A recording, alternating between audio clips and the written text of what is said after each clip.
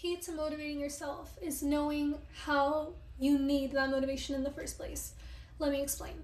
If you're trying to motivate yourself to get up and go to the gym and work out, that's physical motivation. So therefore, progress is going to be your real like motive, you know? So stay consistent for at least 2 weeks. You'll see something, right?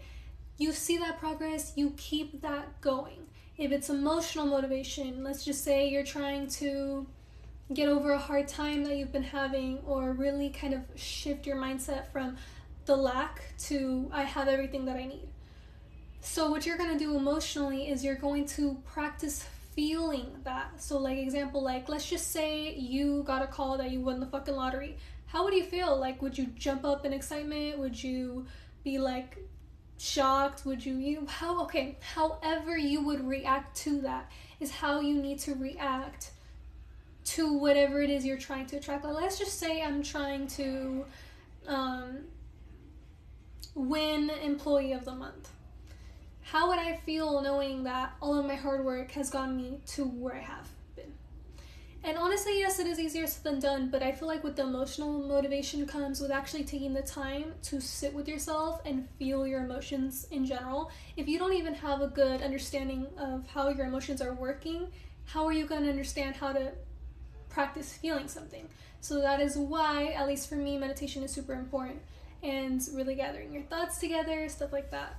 Now, when it comes to mental motivation, I think that is the trickiest one, because many of us have those voices in our heads telling us, you know, that fucking critic that shouldn't even be there. It's like an intruder that opens the door and walks into your house and lays on your couch whenever they feel like it, but it's not wanted, you know?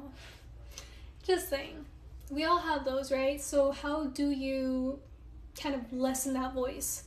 You learn to fight back to it. And I'm not saying like, oh no, it's not, like getting defensive with that voice. What I mean by fighting back is really taking that time to prove that voice wrong. Because at the end of the day, have you ever heard the saying where you don't need to prove anybody else wrong? You just got to focus on, you know, your own self, stuff like that. You probably hear that stuff all the time, and it is very, very true. But the thing is, why would you want to prove the external wrong when the first thing that you need to prove wrong is that inner critic in your head? When you prove wrong that inner critic, naturally everything externally flows, like it will follow. You have to trust that whatever's going on inside of you is being reflected outwards in one way or another. For me, for example, I used to be very like afraid of people, I guess you could say. I was such a people pleaser. I never wanted to cause any conflict or ruffle any feathers. But guess what the universe taught me by putting me in situations where feathers were ruffled whether I liked it or not? What it taught me is that I can handle stuff like that. I can handle situations when they do feel a little bit wacky or feel a little uncomfortable. So it took the universe literally putting me in those situations to realize, wait a minute, like I can do this. Oh, throat chakra, I can do this.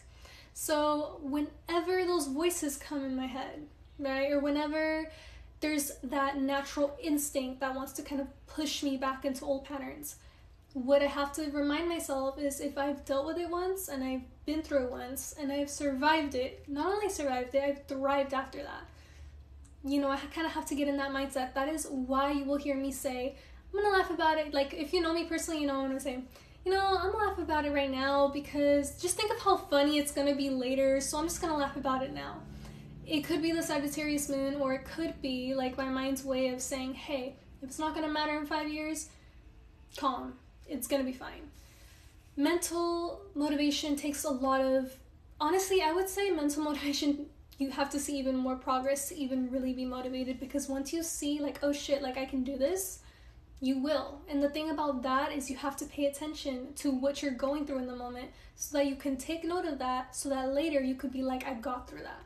And if you still have any questions on how to motivate yourself, my name is Gianna. I'm a life coach, I'm a spiritual mentor, healer, and honestly, I'll be here with your big sister if you want me to be here, if you want me. But anyways, number one, I will not DM anybody for readings. I will not ask anybody if they want a reading. This is my only page, and if you guys do want to purchase a reading from me, you could just message me on Instagram. But honestly, I hope you guys are having a